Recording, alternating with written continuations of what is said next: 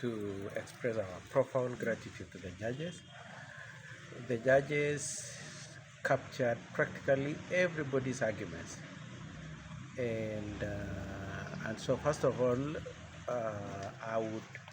for us as petitioners, we are extremely grateful with the clarity of mind that the judges understood our case.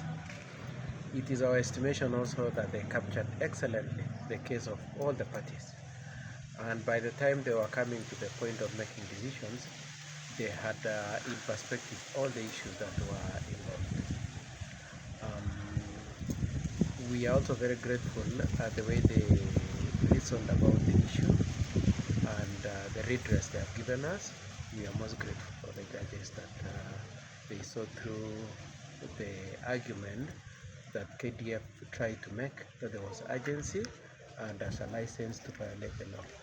And the judges point that even if there is urgency, there are mechanisms and devices in law that could have made sure that the law is followed and the rights of the petitioners are not violated in the name of urgency. We must say also for ourselves that we remain perplexed as to what that urgency is, because we do not see what that urgency is. We are otherwise very grateful for how the decision has been arrived at, and even the damages that have been awarded for the general benefit of the Samburu and Rendile people as a community rather than compensation to individuals. And maybe from your end, how many acres were hived off? Because the governor had given out 5,000 acres, hectares. That would be over 32,000 acres. Yes. But the KDF was saying we are only interested in 2,500 hectares. And so the judges have acknowledged those two figures, the pretended public participation, the lack of national environmental impact evaluation, and given back the land to the Samburu and Rendile, and nullified the letter both from the governor and the public participation minutes purporting to give KDF 2,500 acres. Yeah.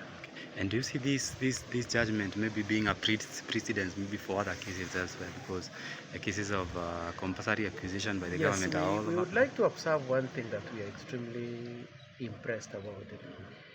The judges, we had argued that if this land was owned by another community, the KDF, National Land Commission, KWS could have followed the law. And so there was a sense of looking down on the Rendile and Samburu in the way they took this land. We are really grateful that the judges actually looked at the case where the military followed the procedure in acquiring land in Narok.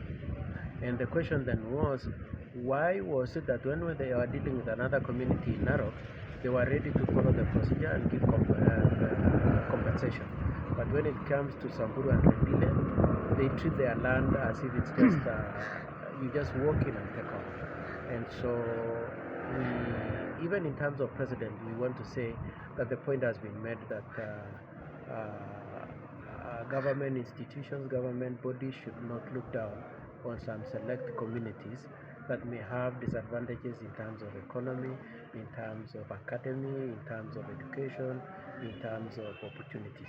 Everybody as a Kenyan should be treated equally, and people should not take advantage of their offices to make political mileages, because we were saying that the acquisition of this land was meant to reduce the land space for the Rendile and Samburu, and to give advantage to other communities that have tried to squeeze the Rendile and Samburu from their space.